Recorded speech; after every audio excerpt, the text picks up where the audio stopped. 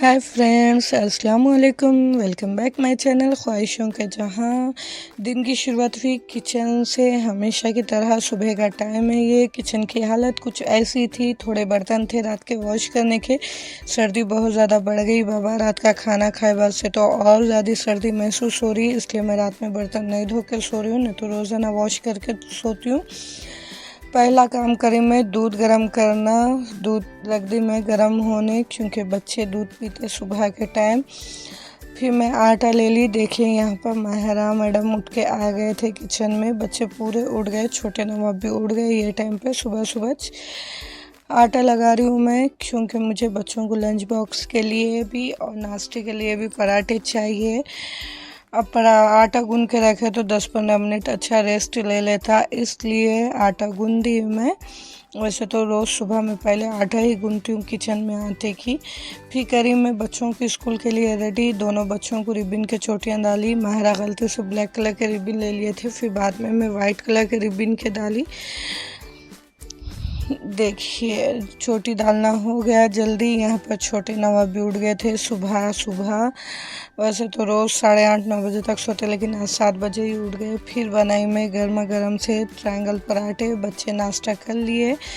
Khadija पूरे ready है, plate रखने आए थे सिंक में, उन्होंने नाश्ता करे वैसे। देखिए पराठे कितने अच्छे फूल रहे हैं, बहुत ज़्यादा नरम मुलायम बने थे। अगर बच्चों को ना लंच बॉक्स के लिए पराठे बन रहे तो ट्रायंगल ही बने। आप लोग भी शाम तक बहुत ज़्यादा नरम रहते हैं, बच्चे आराम से खा लेते लंच में। देखिए फूले फूले से गर्मा गर्म पराठे बनाए मैं। ये मेरा फेवरेट काम है, जिसमें मुझे ज़्यादा मज़ा आता। जो पराठे फूलते ना, वो देखने में तो बहुत ज़्यादा अच्छा लगता। पराठे बना दी मैं। आराम से दो तरफ से लाल कलर के हुए तक सेकेंगे, किधर से भी कच्चा नहीं छोड़ेंगे, उसको पूरा पका देंगे। बच्चे चले गए स्कूल लंच बॉक्स लेके। बच्चों के अभी और 1-2 दिन एग्ज़ाम है, इसलिए ज़्यादा जल्दी भी जा रही हूँ मैं। 10-15 मिनट पहले यहाँ पर हमारे छोटे नवाब आ गए थे अल्लाह हाफिज़ बोलने। फिर खान साहब बच्चों को छोड़ के आए, वैसे करें हम लोग नाश्ता। हमारे लिए भी गर्मा गर्म पराठे बनाई थी मैं। भाजी थोड़ी ज़्यादा बना ली थी, सुबह नाश्ते का टेंशन नहीं रहना बोल के। छोटे नवाब को भी नाश्ता करा दी मैं। हम लोग जो खाए, जब खाए मैं तभी छोटे नवाब को खिलाती हूँ, उनको वही आदत है। नाश्ता करके तो फर्स्ट लेवल का मज़ा आ गया। फिर आ गई किचन। देखिए किचन की हालत कुछ ऐसी हो जाती। बच्चे वगैरह गए बाद, नाश्ते किए बाद फिर बनाई मैं चाय। चाय तो ज़रूरी है भाई, सुबह का टाइम है, नाश्ते के बाद चाय बनाई। यहाँ पर अरसलान बाबा बिस्किट से खेल रहे थे। चाय पी के खान साहब रेडी होकर चले गए गैरेज। सुबह सुबह ही लगा दी थी मैं मशीन, वॉशिंग मशीन। देखिए इतने सारे कपड़े थे, बच्चों के यूनिफॉर्म वगैरह भी थे वॉश करने के। कपड़े धोए बाद से सो गई थी मैं। अम्मी रूम में दोपहर के टाइम मैं ये टाइम पे सो जाती हूँ, सोना ज़रूरी है, नहीं तो मेरी बीपी लो हो जाती। क्योंकि मैं सुबह 4 बजे रात से उठ जाती हूँ, तहज्जुद के बाद से मेरी नींद नहीं होती। खान साहब गैरेज गए बाद से अरसलान बाबा मैं सो जाते आधा 1 घंटे के लिए। अरसलान बाबा चले गए पड़ोस में, ज़्यादा अरसलान बाबा वहीं पे रहते। फिर मैं आ गई घर में। झाड़ू झटका तो मैं करके सोई थी, पर किचन की हालत ज़रा बिगड़ी हुई है। देखिए ऐसी है। किचन का काम तो सुबह से शाम तक चलते ही रहता मेरे पास, वो आराम से होते रहता। पहले ज़रा समेट ली मैं किचन को। बर्तन क्या है, धोऊंगी मैं शाम तक भी थोड़े थोड़े। मैं कभी भी एक ही दम बर्तन पूरे नहीं धोती हूँ, क्योंकि मुझे बर्तन धोने में बहुत ज़्यादा बेजारी आती है। मैं थोड़े धोती हूँ, रुक जाती हूँ। सुबह का आटा इतना रह गया। दोपहर का टाइम हो रहा, मैं दोपहर में यूज़ कर लेती हूँ आटा, फ्रिज में रख के यूज़ नहीं करती हूँ। अब रोटी बना देती हूँ थोड़ी देर में, क्योंकि खान सब लंच को आते तब यूज़ हो जाता। वही हिसाब से ज़रा ज़्यादा भी गई थी मैं, 1-2-4 रोटी का बढ़ के।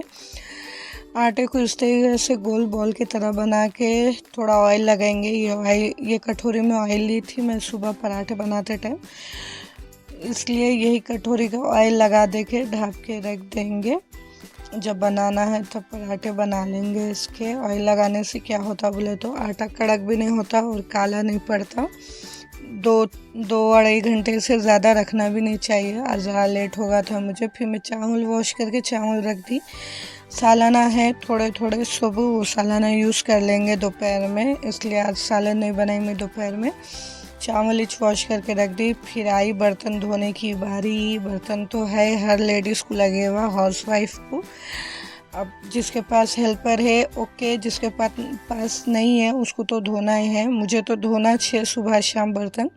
मैं बर्तन वॉश कर दी, चावल बने तक उतने में आ गए थे खान साहब। हम कर लिए लंच, गर्मा गर्म खाना, भाजी और दूसरा भी एक सालन था। हम सब लंच कर लिए।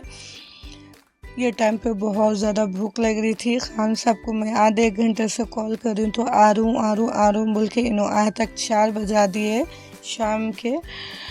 चलो देरी से ही लंच कर लिए। फिर बनाई मैं चाय शाम की। आज घर में बैठ के ही चाय पी रहे, आंगन में नहीं गए। देखिए यहाँ पर खान साहब फ़ोन में बिज़ी थे, यहाँ पर हमारे छोटे नवाब मुझे परेशान करने में बिज़ी थे। और मैं तो परेशान ही रहती हूँ हमेशा घर के कामों में, मजाक कर रही हूँ।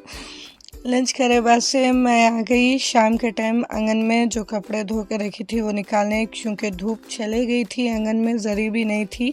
धूप नहीं रही तो कपड़े और ठंडे हो जाते, सर्दियाँ काफ़ी बढ़ गए। यहाँ पर खान साहब जा रहे बच्चों को स्कूल से लाने, बच्चों का टाइम हो गया था। थोड़ी देर में मेरे बच्चे भी आ गए। स्कूल ज़्यादा दूर नहीं है, मेरे बच्चे कलर्स स्कूल में पढ़ते, नज़दीकी है। बच्चे आ गए। माहिरा का मूड तो अच्छा था। अब देखते हैं अफसान बाबा का मूड, देखिए अच्छा है।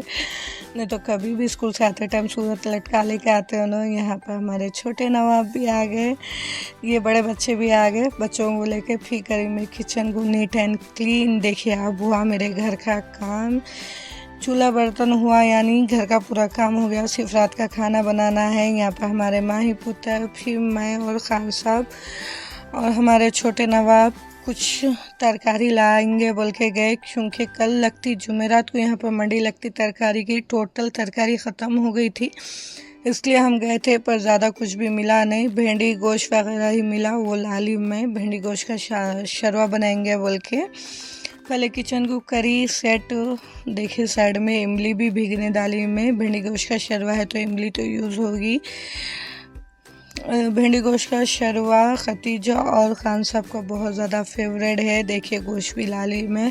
कभी भी भिंडी गोश्त का शरवा बनाओ या दालचा बनाओ, रवासदार ही गोश्त यूज़ करेंगे, यानी चिचड़े चमड़े वाला नहीं, रवास जिसको रवास रहता है ना, वो गोश्त यूज़ करेंगे। वही गोश्त है। ये साफ़ था, छिछड़े चमड़े कुछ भी नहीं था। गोश्त को अच्छे से वॉश कर दी मैं।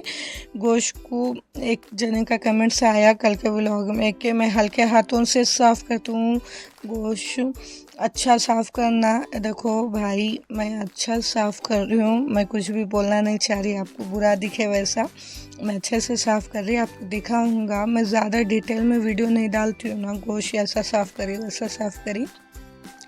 अच्छे से साफ़ करके एक गिलास पानी ले ली मैं गोश्त गलने के लिए। फिर डालेंगे 2 से 3 प्याज, फिर डालेंगे 3-4 टमाटे बड़े साइज़ के। देखिए 3 से 4 ही डाली में। जो हिसाब से अपने को सालन होना जितना चाहिए वो हिसाब से प्याज और टमाटे यूज़ कर ले। टमाटर डाली में 4 बड़े साइज़ के थे, इसलिए सिर्फ 4 ही डाली पीसेस में कट करके। फिर डाली हरी मिर्च 5 से 6 पीसेस में कट करके डाली मैं।